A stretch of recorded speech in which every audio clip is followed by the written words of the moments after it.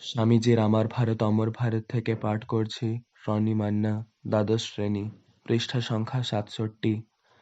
প্রতিটি জীবাত্মাই স্বরূপত দৈবী স্বভাব সম্পন্ন। জীবনের লক্ষ্য বাইরের এবং ভেতরের প্রকৃতিকে বশ করে অন্তর্নিহিত এই দেবত্বকে জাগিয়ে তোলা।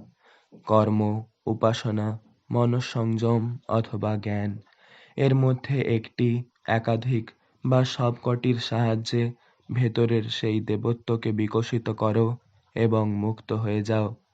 এই হলো ধর্মের সব। মতবাদ, আচার-অনুষ্ঠান, শাস্ত্র, মন্দির বা অন্যান্য বাহ্য ক্রিয়াকলাপ ধর্মের গৌণ অঙ্গপ্রত্যঙ্গ মাত্র। জয় স্বামীজি। স্বামীজির আমার ভারত অমর ভারত থেকে পাঠ করছি। মৌমিতা পাল, ষষ্ঠ শ্রেণী, পৃষ্ঠা সংখ্যা ৯৯। মানুষকে সবসময় তার দুর্বলতার বিষয় ভাবতে বলা তার দুর্বলতার প্রতিকার নয়, তার শক্তির কথা স্মরণ করিয়ে দেওয়াই প্রতিকারের উপায়। জয় স্বামীজি। স্বামীজির আমার ভারত অমর ভারত থেকে পাঠ করছি। সুহৃদ সামন্ত, একাদশ শ্রেণী, পৃষ্ঠা সংখ্যা ১৫। অপরকে ঘৃণা করতে থাকলে কেউই নিজে অবনত না হয়ে থাকতে পারে না।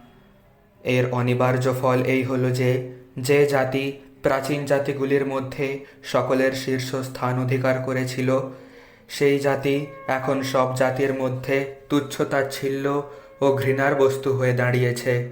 জয় স্বামীজি।